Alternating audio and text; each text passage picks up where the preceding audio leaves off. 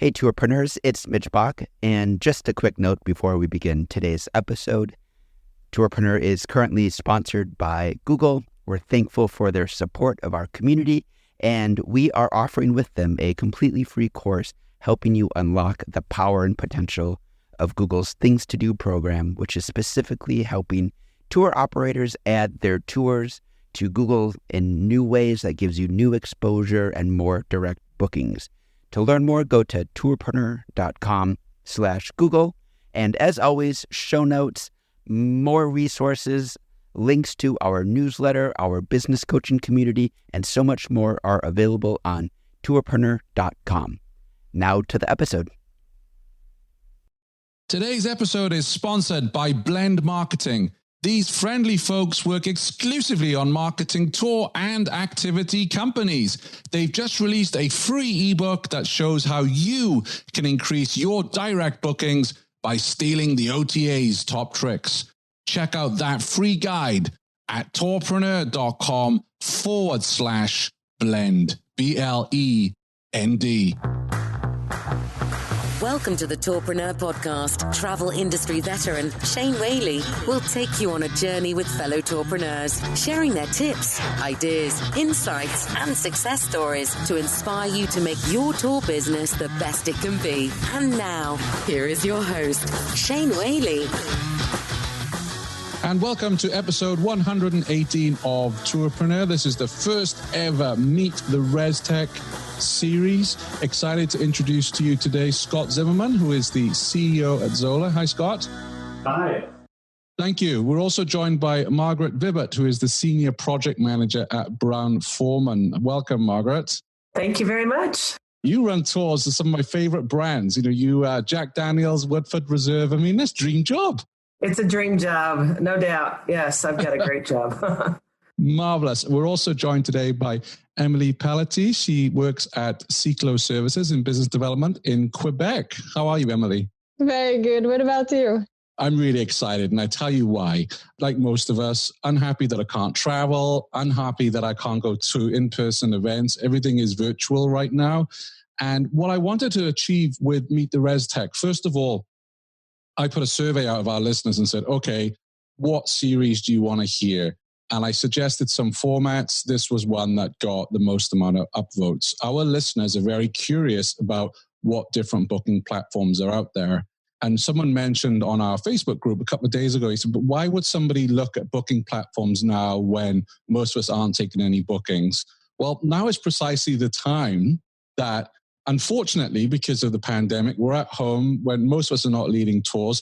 Now we have the hour to sit down and go on a demo with different booking platforms. You don't want to be looking at this during high season. You certainly don't want to change your booking platform during high season. This is why we're going to have this format today. And what I really try and do with Tourpreneur is to have an authentic, genuine conversation. So rather than have, and I don't mean this in any bad way, Scott, the exec on the platform at a conference telling everything about their company. I want to find out a bit about Xola from yourself, but then also talk with one of your customers, which is why Margaret is here, and then also with Emily, who has shopped around for booking platforms. So hopefully in this conversation, it's authentic, it's genuine, we all learn, because it's very overwhelming for tourpreneurs out there with 160 plus at the last count booking platforms. It's one of those decisions I feel that unless there's a major problem and disruption in your business, you're not looking forward to making that decision of the plumbing, as Peter Simon calls it, and I think accurately so. I wanted to start with you, Scott. So briefly, tell us a bit about Xola. Xola is a booking and marketing platform for tour operators. We started back in 2011, and we first got our footing in the outdoor space and then went urban and mostly focused in North America, though we have customers in Western Europe and across the world. I think that the primary passion and motivation in starting the company was really seeing technology as a democratizing force. It was a huge motivator for we all love travel. That wasn't what got me into this. If anything, that's what prevents me from traveling is running a software company. But my primary motivation was really just to build powerful technology, very enabling of small businesses around the world as a democratizing tool. So that was why I started the company with my co-founder, Nish. And which year did you start? 2011.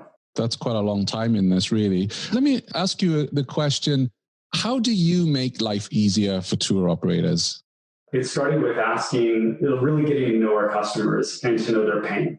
It really started with the discovery there. And the closer we got to our customers, thousands of hours of conversation, you learn about every little pain point they have in the operations of the business. And it really is what I learned when I first got into the business is, wow, it's not that big businesses are more complex. Small businesses are enormously complex. There's a whole logistics and operational burden that make running companies extremely difficult. So from managing schedules and equipment, staff, your customers, various channels, I think it really speaks to a constellation of problems. And you can't solve any one singular problem they have in the operations of the business and make their life easier. You kind of need to solve most of them, if not all of them, or touch on every category. I sort of jokingly say there's no minimum viable product in this space. There's only a viable product, and that is unfortunately a very extensive piece of software. So it's touching in all those different dimensions. That's a pretty high-level answer, but I think ultimately our goal, though, if I were to distill it to a high level, is there's in the category of we save you time and headache. We can offset the burden of handling those phone calls, the payments, save you time and energy. That's one category. And then the other category is building tools in the automated marketing category of helping generate more income or optimize your yield or maximize your growth. Those are two general areas. I ask you that question because unfortunately, most of us are in the bubble where we think everyone is using a booking platform. But I recently asked on our Facebook group, a quick straw poll, who's still using offline methods, i.e. pen and paper to take bookings. And I was floored that it was almost 50-50 response in terms of those who use online booking platforms and those who don't. Whereas on the Tourpreneur daily brief I send out, I ran that poll there and it was 80% of people who read the brief actually do have an online booking platform. But that was a real wake-up call for me. I think, there are still a lot of operators out there that are using pen and paper. Margaret, for you, you've been with Xola for 4 years plus, I believe. What was the biggest pain point for you that Xola fixed? Oh, wow. Where do I start? Back when we found Xola, we were managing everything with a pen and paper, just as you said. I think the key driver, what made us start looking at online booking platforms back then, really was more focused around the consumer, knowing that our Kentucky distilleries are on the Bourbon Trail. People like to plan their visits ahead of time. Online booking was just sort of customer expectation. And I think that's really what started us searching. But what we found is absolute tremendous, transformation of our operational process. Everything changed once we got Xola. And how did that shopping process look for you? I presume you were given the objective, go find us some booking technology that will work for us. How did you go about finding Xola? Well, it's funny because my role was sort of created as a result of the marketing team who basically found Xola, and our visitor centers weren't necessarily totally engaged in that project. And so they sort of pulled me in as someone who has lots of experience implementing technologies, pulled me in to sort of validate, is this the right decision? Are we on the right path? My normal process when I'm looking at technology, it goes well beyond just the technical fit of the platform. There's so many other aspects that I look at. Things like, will it support us in the long term? What does the cost model look like, short term and long term? What does the support look like? I love a great demo, but at the end of the day, once the contract's signed and we've got a tool in place, it's hard to get rid of. Making sure that we were going to be supported, all of that was really important in our decision. I think for us also, because we are global, that was really a key factor for me, is I needed to find a platform that could support us globally in all the countries that we're in. A lot of our visitor centers were kind of used to doing whatever they wanted. And so standardizing a platform was another, feature for me. So do you think the visitor centers were just resistant to new technology and change? Was it that? It's a good question. I find with technology implementations, getting the configuration and getting the software right is really only half the battle. the other half really is all around the change management. So if I were to summarize, it was basically fear of change, people not really knowing what the future was going to look like with this new tool. How would it impact my job? What will be different for me? So Xola was really an incredible partner. I think that's where they really proved themselves in my mind, was not just with the great software, but partnering with us to ensure that the tool was adopted successfully and the process behind it was solid. Brilliant. We'll dig into support in a moment, because I think that's really important. And again, this is why we invite you onto the show, and you, Emily, because Scott's going to tell us they offer the best support on the planet, of course, as CEO. But now we get to actually speak with operators, and that's really important. Emily, what are some of the pain points you've experienced? Why do you want to have an online booking platform? Well, first of all, nowadays it's very easy now to buy things online, and not having a booking platform online where people, it's in a couple of minutes they have their tour booked. When you don't have that, then you're not winning. And right now, Cyclo Services, like in the past year, has been doing a lot of research. We were supposed to implement a new booking platform online this year, but with what all happened, we said, okay, this year we're sitting down and really taking even more time to reflect on what we want. So of course, it's a big pain, that we don't have a booking platform that is online, but where the customer can also pay, because right now it's more by form that we have on our website.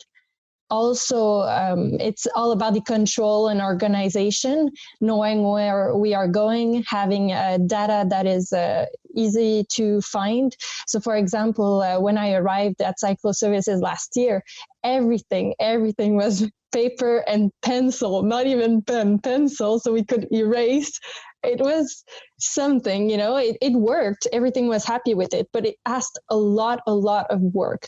And nowadays we started just having a Google agenda, and just that really changed a lot of things in our store. So now we really know the importance of having something online to organize and control our reservations.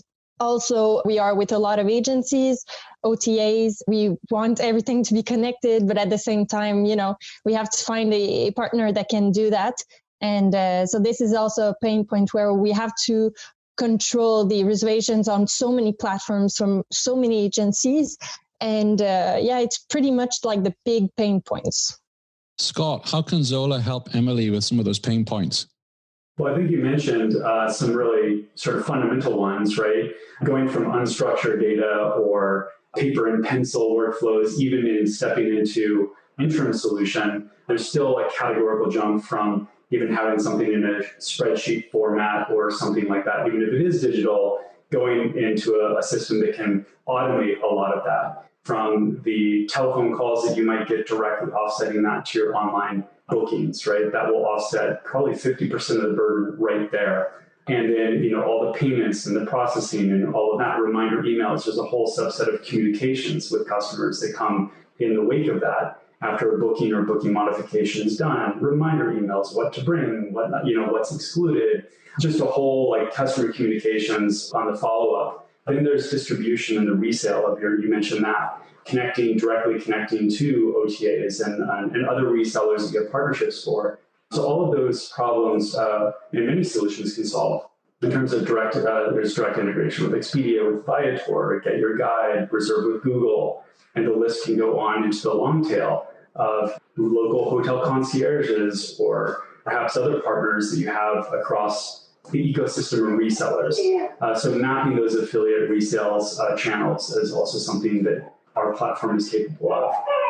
And there may be a longer list. I think that once you solve these problems and get a solution in place, you'll likely unmask other problems that are born of the new operational footprint that you will step into. The layers of the onion start there. Yes, and I have a certain point that was really important for me. It was the fact that I would like our tour guides to receive their customer list updated, throughout the time, easily on their phones before their tour, so they can learn the name of their customers. And maybe if we collect some information on the customers, for example, where they live, well, at the same time, it permits the tour guide to adapt his tour to his customers. Do you have this option with Xola? Yeah, absolutely. So another sort of giant sort of area is staff management and guide management and customer communications along with internal communications, right? So say those customers that you're taking on for a tour, you ask them questions in a custom questionnaire. It might be what's your lunch preference, or do you have any medical conditions that we should be aware of, or whatever the questions are. They need to make those notes and questions, need to make the answers to the question, need to make their way to the tour operator, the guide. In addition to maybe internal notes like, hey, this customer is going to propose to a special note, and they need to be aware of these things. So we have a guide management module that allows you to have your guides sign up, create their schedules, manage their availability for working certain tours. You as an administrator can assign guides to certain tours. There's some layers of internal notes from like a customer level, a booking level, a group level, a tour level. That's all internal tooling. And then we actually have a new native mobile app that we've just completed. It's in the final stages of testing. We're going to be releasing that here very soon. I'm excited about that. So even a native mobile app right in their hand. So I'll stop there. But yeah, that's a big area of operational burden for sure. I think really that a lot of small businesses, as the big ones, it's very difficult to organize ourselves externally, so with the customers, but also internally with the staff and the agenda and the reservation management. So I'm happy to hear that you have a solution for the staff management, Also, I wanted to know about, we are multilingual. In our business, of course, we are in a French province, so people expect when they speak French to see nice French written platforms. And what I've seen in a lot of platforms is that sometimes it's translated, but not always well translated. And that doesn't bother me. But what bothers me is that I don't even have access to changing the words that are written, for example, to reserve. Or do you have a solution for like multilingual businesses? We do. And we actually have a solution that allows, that automatically collects all of the translatable items throughout our software. There are two different layers. One's at the software interface layer, and all the language that's coming from Xola. That's one layer. And there's a lot of translatable items there, like in the tens of thousands. And then there's your own copy, the title of your tour, the description, all of the things that you input into our system that needs to be translated. So two layers can be. One you control, the other you don't. For the part that you don't control, which is how we translate our software application, we use a software that can be managed, and you can give users access to override and correct any misspellings or any things that aren't translated quite right. And we actually have engaged customers of ours in the past to participate in that, where we hire professional translation services where they're technical translators, very different sort of skill set. And then customers, inevitably in the volume of things you translate, you get some things wrong. And then the customers come out of the woodwork to say, hey, this isn't quite right. And we give them the opportunity to correct that. And I would say I can sort of vouch for that because we implemented at our tequila distillery down at Casa Herradura in Mexico, and we had to go through that similar process, but it's brilliant. On that topic, you are unique, Margaret, in that you have multiple locations and brands, and I say unique for most of those that listen to Tourpreneur. How was that rollout for you? So you're working with Xola for all those different locations that you have. Well, it was good. I would say the first one was a little scary because we really didn't know what we didn't know. The first one we did was Woodford Reserve, and we have since, I think we've done, say 12 implementations with Xola over the years.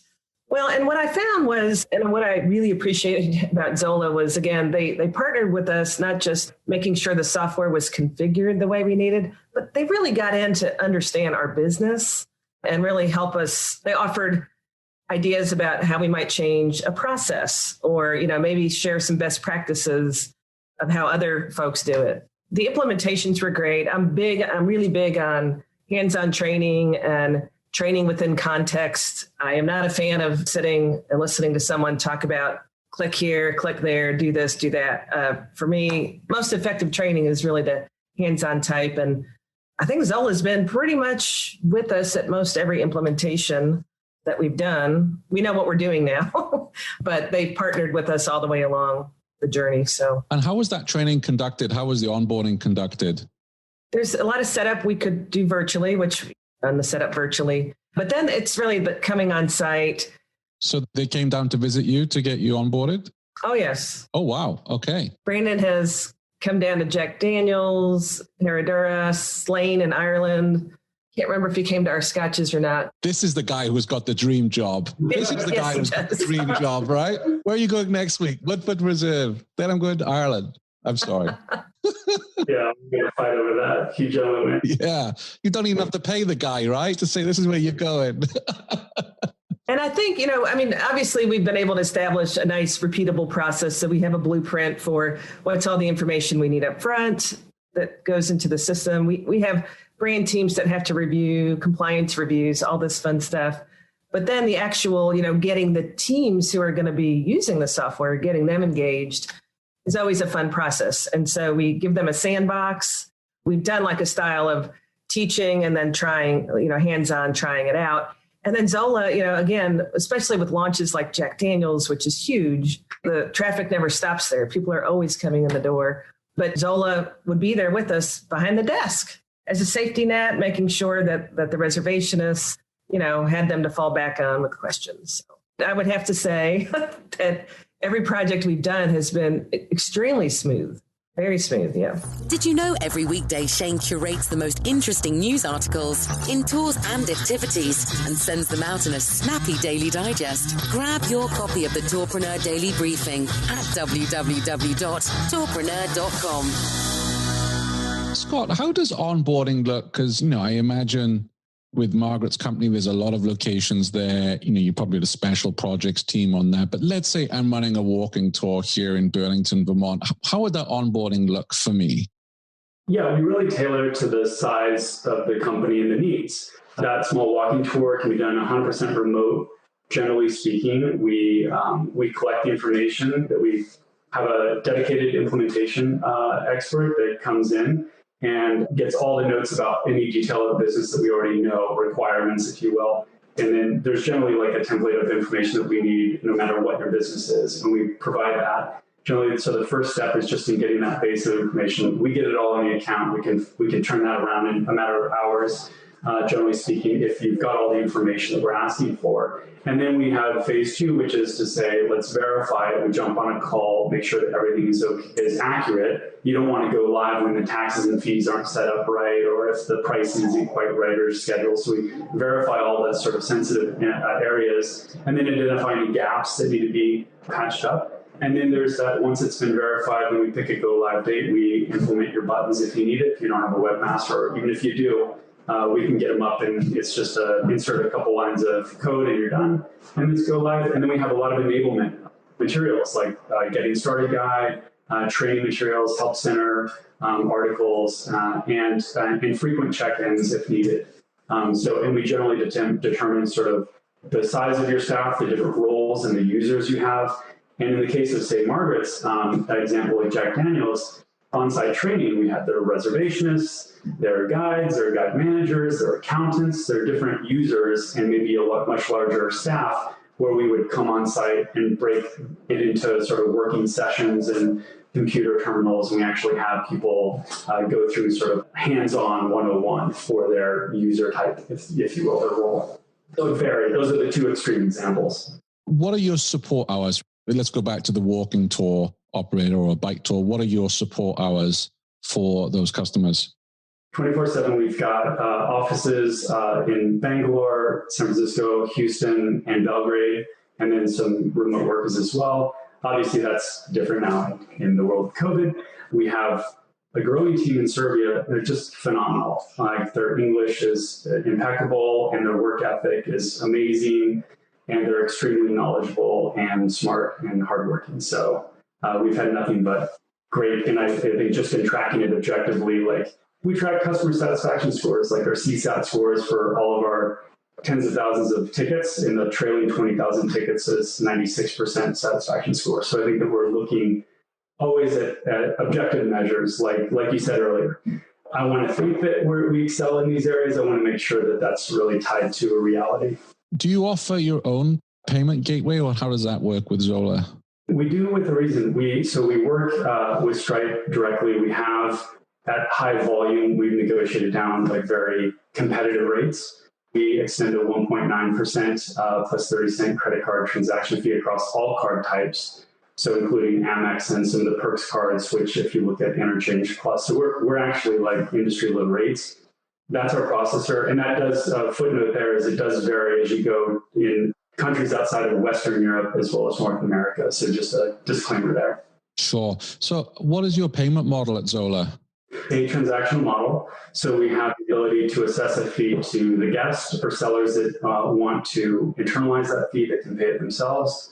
And depending on your business dynamic, we can sort of spread that out over either just bookings on checkout, or we can do a lower fee across the checkout and back office bookings, depending on sort of where your volume sits. So we generally have found a way to make that a very reasonable configuration. My business mind is ticking over here. So during COVID, where vast majority of operators are not taking any bookings, how are you guys surviving if you're living on the added fees on the transaction? Reasonably okay through COVID, and I'm grateful for that because you just, in the middle of April and May, obviously our industry has been rocked. We have a pretty diversified customer base. The one thing is, what is the market doing? The other is, how are we doing as a company? We're doing quite well. The market is torn up, and I'd say that we see that there's activity in the outdoor space, for example. There are a lot of regions of the country that are still operating, even in a socially distanced way. They're just maybe at half-mast. Our model accounts for, I think that we run a pretty lean enterprise from a cost perspective. So we're a very healthy business. Even in the changes we made in the last couple of years have allowed us to operate in a very lean way, such that even in a down economy, we're still in a cash flow positive state right now. So I'm grateful for that. But I do know that that's not spoken with any stridence or anything. It's more of gratitude and also with appreciation that things can change like in a heartbeat, and we have a long way to go still. So I think it's we've just been really focused on our customers through this. How do we build the tools and focus all of our resources towards helping our customers as best we can, and maybe using this downtime to really build new amazing tools and improve things. Take the things that were not urgent but strategic and important, and really focusing on those. Because I think a lot of businesses out there, customers really need help right now. So we're doing what we can to help them out. Definitely. Emily, how important is that payment model for you when you're shopping around? Are you looking for that booking fee added on, or are you looking to pay a monthly fee? How does it look like for Ciclo?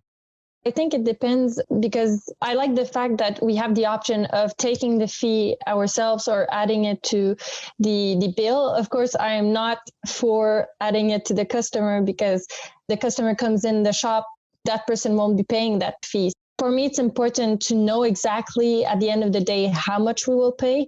If it is a fee for every sale, then it is a fee for every sale. But at the same time, it must be lower than, for example, what the OTAs take, because or else I'll be continuing taking reservation myself, But for sure, if the service that comes with that fee is very good, well, then it is an investment. It's not a fee, So for me, it's very important that coming with a fee, their service, but at the same time that it's still reasonable compared to the OTAs. For the monthly fees, of course, at our shop at Cyclo Services, we especially have customers from May to October, depending on the years. Like this year, it's I don't even want to say it. We had maybe a couple of customers more in May, June. Then July, August was not so bad. But right now, with cruise ships not coming over in Quebec, September and October is very slow. So I would be happy to pay the fee instead of the monthly payment, because at the same time, I don't want to pay when I don't have any customers. I think it's a very wise model. Now, it always depends on the fee itself. And Margaret, how does it work for you? Are you passing that on to the customer, or are you absorbing the fee on your ticket prices? We absorb the fee. Yeah, there's been a decision not to pass that along to the customer, but Xola has paid for itself many times over, so it's negligible to us. And I have a question about refunds.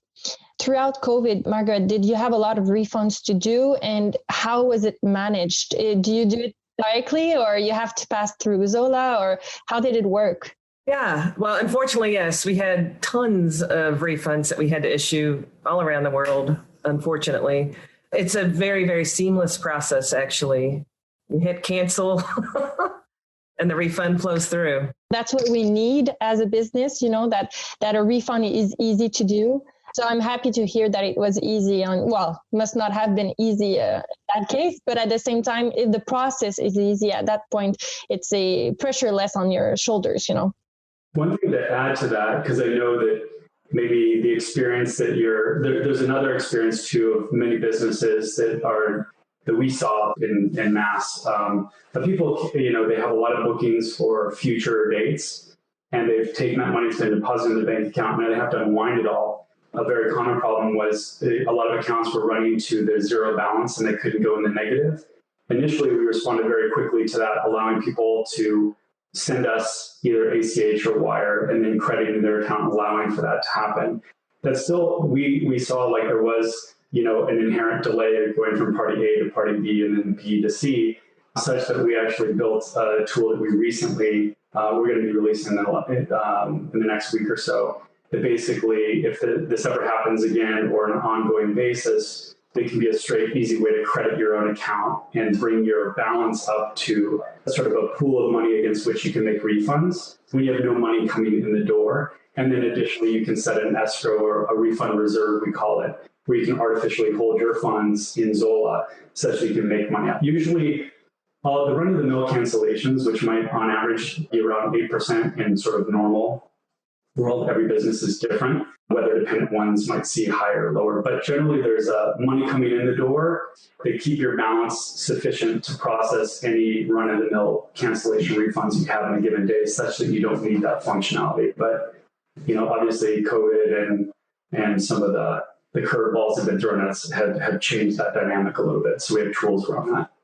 So help me understand that and some of our listeners then, because I don't want to assume the knowledge here. So let's say I have a refund that comes in with Xola. So you've taken your 6% and you've sent the remainder to, or whatever the fee is, and you've sent the remainder to the operator, and then you need to claw that money back from the operator to pay the refund. Is that correct? That's right. Ultimately, it comes, so there are two accounts that you to focus on. One is the account of the tour operator, and the other is their balance within Xola. Because keep in mind, as you're processing money, it will accumulate a balance. We pay out on every 24 hours. Imagine then, let's go back to, say, the day they announced, the lockdown, right? Let's say in the US, at least. You've taken in $5,000 worth of bookings for the next several weeks, and then there's a lockdown. That the 2 weeks in front of you, they're going to call to cancel. And let's say all that money has been deposited into your bank account. Your Xola account is now zero. Now you have to process those refunds, and that's where you run into the limitation. So then you would have to claw that back, as you mentioned, which include our fees. We refund our fees and a full cancellation refund. So you would, in that case, what was different is that no new bookings were coming in or diminished, and then it didn't fill up your balance. So then that required kind of an unprecedented dynamic, right? We hadn't even seen this in the 9-year history we've been around, that we'd have to have funds wired back. Actually, a couple times, forest fire, hurricanes, we have seen it in isolated cases where some accounts would have to cut us a check or send money back. But yeah, I don't know if that was a clarifying answer for you of like what this. No, it was because, during this situation, there was one Restech company that will remain nameless because I don't fancy getting sued. And I'm still getting emails from some of their customers who are saying, hey, I'm waiting 6 months on a refund. And that is very worrying because it's not the Restech company that's going to get the bad reputation. It's the operator or the attraction. Because luckily, the people who wrote to me, they were aware of the situation. So good on them. But the vast majority are just going to blame the operator or the attraction or the activity. So yeah, it is unfortunate. And I'd say like the cancellation refund crisis, if you will, I mean, that hit every company from the operator level to the Restech level to even companies that are huge and well-established. I mean, and public, right? Public knowledge, it hit the Marriott hotels and the Airbnbs of the world. And I think that you saw that we had to respond quickly and decisively to make sure that that was not a problem, at least in our camp, because it was a problem that hit everybody. And so we put in place, like within hours of that, just like operations that, on the fly. And that was hard to understand with clarity, like, are we making the right process? Are we building the right process and communications around this such that the impact can be minimized for the reputation of our customers and the guest experience for their guests, and then for our company all the way through the chain? I just got a couple of quick, maybe yes or no questions that have been sent in from listeners. So will customers stay on my site to pay or be redirected elsewhere, Scott? Stay on the site, yes, no redirection. Can I create and distribute voucher and gift codes with your software? Yes. Can I sync my bookings with my own calendar, such as Google Calendar? Yes. What distribution channels do you offer? TripAdvisor, Viator, Expedia, Get Your Guide, Reserve with Google. There's a new one coming out that I'm not allowed to mention. Actually, there are a number in the pipeline that I'm not that are going to go live here soon. But those are the big ones. Okay, great. Margaret, question for you. And don't feel awkward or uncomfortable with this, because this is your opportunity to ask this question. What is the one feature or function you wish Xola would offer that they don't currently? A company like ours, we have two main things that we do from a tourism perspective with regards to our visitor centers. We have tours, which Xola beautifully manages all aspects of our tour business. But in the same space, we have beautiful gift shops where our customers can come and purchase our products. And I would love to have one system to do both, because from a consumer perspective, they want to buy a tour and a t-shirt at the same time. And right now we've got two different platforms managing that. And so operationally, it's just a little clunky. But again, I totally understand each of those systems and each of those platforms has a lot of complexities built into it. But Scott, if you can find a way to give me an all-in-one, I would love that. Yeah, we've got it on our list, and you're safe in numbers because it is a very popular request. And while it's fine for add-ons like chapstick, umbrellas, and hats and sunscreen, it's totally different for a whole gift shop, the scale you're talking about. But we've heard that increasingly so from a lot of customers, so it's definitely bubbled to the top of our list. Can I add one more thing? She's going to get it in on air, right? Recorded. No, but it's a conversation. It's been very top of mind lately in our company. We would love, so again, tour bookings happen online. It's perfect. We would love to be able to say, would you like to pick up an engraved bottle, and to have some kind of plug-in or feature that where they could type in what they want and see what it would look like and have it waiting for them after their tour. So add-ons are great, and we love add-ons. It's simple functionality, but if we could bump it up a little. Yeah, okay, got it. Thank you, Shane, for the opportunity. Also, in our case, we were looking for a platform that could do both, POS at the same time as being the tour booking platform, because having everything at the same spot is so simpler. You don't have to extract the data. You don't have to calculate if everything balances. If everything would be at the same spot, it would be better. But at the same time, if separating the services makes it better for now, well, that's what we have to take. But for sure, if we had everything at the same spot, it would be amazing. Because you've got the bike shop and you sell gear and you've got other things, yeah. And also in our case, we also have a bike service and repair, and we also have bike rentals. Now, bike rentals is a totally different world, but yet if we could do the ourselves all at the same spot, it would be really great. Yeah. Who are you using for your POS now? I'm curious. In our case right now, it's a very old technology, but we are going in with Zoho 1 next year. What I like about Zoho 1 is a little bit like Xola, we can really adapt a little bit everything to us. We're going to try to integrate everything all together with our Zoho 1 platform. Scott, one of the most popular episodes, and this surprised me actually, of Tourpreneur was a discussion we had about should a booking system be independent? Obviously, you're a proponent of that. Why do you feel operators should work with a booking system that is independent? Yeah, I think the role, if you go down to the fundamental problem that we're solving, you want to be pure about mapping the fundamental problem with the solution they provide. The problem that the reason why we exist is to always serve the commercial need, like to basically make superhuman our customers, to enable them to do the best business, to streamline their business, and to get them in as many revenue growth opportunities as possible and support their business needs, right? If you are part of a party that doesn't serve that need, that has a specific incentive that skews to one direction, then I think that definitely corrupts the long-term viability and soundness of that partner. For example, if I'm a booking system that charges 3% or 6% or whatever, and then I'm owned by a company that makes 20% or 30% commissions off of selling it through their channel, then what will inevitably happen over time is every feature, every major move they make as a company will be in service of the 20%, not the 3%.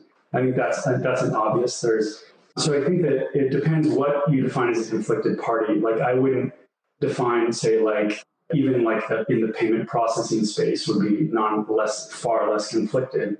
In the e-commerce space, not conflicted. That's where I think it's not just being acquired by a major company. It's just that is it in conflict in the OTA space, I think is one particular area where there's a flag conflict, and I agree with that. Sure. And final question for you, Margaret. For a listener who is shopping around for a new booking platform system, why do you recommend Xola? I work with dozens of software partners in my job. Xola not only has a very solid product that's stable and robust and continually being improved. Thank you, by the way, Scott, for the liability waivers that you just released. Very helpful for us. There's a continuous improvement kind of mindset that I feel like the company has. You know, early on when we started working with them, there were a number of things we said, we would love to see this, we would love to do that. And they listened to us, and they continue to listen to us. They don't always say yes all the time. They say no to certain things that don't make sense. And I actually really respect that. I'm always leery of software vendors who promise everything. Oh, we'll build it for you. We'll do everything. That scares me a lot because sometimes we don't know what we're asking for. The support has been amazing. The people at Xola are great people. I've worked with lots of, there's Jessica, Ashley, Brandon, I mentioned, but on the phone with Anosha a couple times, who's helped us out with some things. Good people, just a great company. The culture seems great. The support's excellent. And, it's funny because we have Xola competitors constantly calling either me or my director or the VP over our home places, trying to find a way in. And every time I think people just say, there's no reason to move off of Xola. We have absolutely no reason to look for anything else. That's a huge compliment, Scott. I have a question for you, Scott. Can I have an appointment? Yes. Absolutely. No, I would love to have a conversation for sure. Yeah, let's do it. I'll follow up by email. And that is the goal of this conversation. I love that you've asked that, Emily, because I hope other listeners will have taken a lot away from today's episode and hearing you all and saying, right, I want to take time to find out more about the system. Not, I'm going to sign up tomorrow. It's like, we have this time now. In the past, as we're leading our tours and running our attractions, to have that hour for the demo, it's hard to schedule that in, but now we do have the time. And I urge everyone to, check out demos of all the booking platforms that are out there. Scott, my final question for you is, there are 160 plus competitors of Xola out there. Everything you've said today sounds great to me. There hasn't been any areas where someone's asked you a question, you don't offer that other than, the magic wand stuff that Margaret wants. For the thousands of tour operators that listen to the Tourpreneur podcast and are watching the YouTube channel, what are your final words to them? What do you want our listeners to remember about Xola? Our passion and our greatest strength. We are a customer-obsessed organization from the very top to the bottom, whether it's support, product, and we are very attentive to our customers. We are passionate about building the most powerful software that's the most intuitive software to use. I co-founded this company to build the most enterprise-level sophisticated tools and offer it to every kind of business, no matter if you're a single proprietorship or a public company, and make that intuitive. So complex, sophisticated tools that are super easy to use. And so I think that one is to not look at just checking the boxes on the capabilities of the software, because it can all look very similar in its new feature set. It's the look and feel, and also sort of choosing a long-term partner. So I'd say choose your technology as you would choose a long-term partner. No one's perfect, but yeah, I think that it's a long-term relationship. So those are the guiding lights that we have here. I love that analogy, because I often say that very often when you're getting Restech, most of you offered the same technology, but it's about the chemistry you feel. And that's why I'm hoping people listening to the show think I really like Scott. I like the way he's running his business, etc. That's when you want to work. We saw it at Arrival, where people hitting the network lounge, talking to all the Restech systems that are there. It is that chemistry. And you can tell, pretty soon on when you're having the demo, this is the kind of company I'll feel comfortable working with. So I love that analogy of the long-term partnership, Scott. Wonderful. Well, thank you, Scott. I almost called you Galaxy then, Emily, because you've got Galaxy there, and then your Zoom name, Emily Galaxy. That's your new name. And Margaret, thank you so much for coming on today and helping us to have this authentic conversation. If you go to tourpreneur.com/118, I will also add some websites that are using Xola right now, so you can go and check out Xola in action, as well as links to Woodford Reserve and Jack Daniels and to Ciclo Services as well. And if there are any questions that I didn't ask Scott today, do drop me a line, shane@tourpreneur.com. This is your show. I want to, really produce authentic conversation. So let me know, or come on our Facebook group, 2,000 plus tour operators on there at tourpreneur.com/Facebook, and subscribe to this YouTube channel if you're watching this on YouTube, so you'll get these notifications when we produce the next Meet the Restech. So thank you all for joining us today. Thank you so much, Shane. Thank you. Good luck, Emily. See you next time. Bye-bye. Thanks for listening to the Tourpreneur podcast. Be sure to visit tourpreneur.com to join the conversation and access the show notes, including links to the resources mentioned on today's episode. This is Tourpreneur.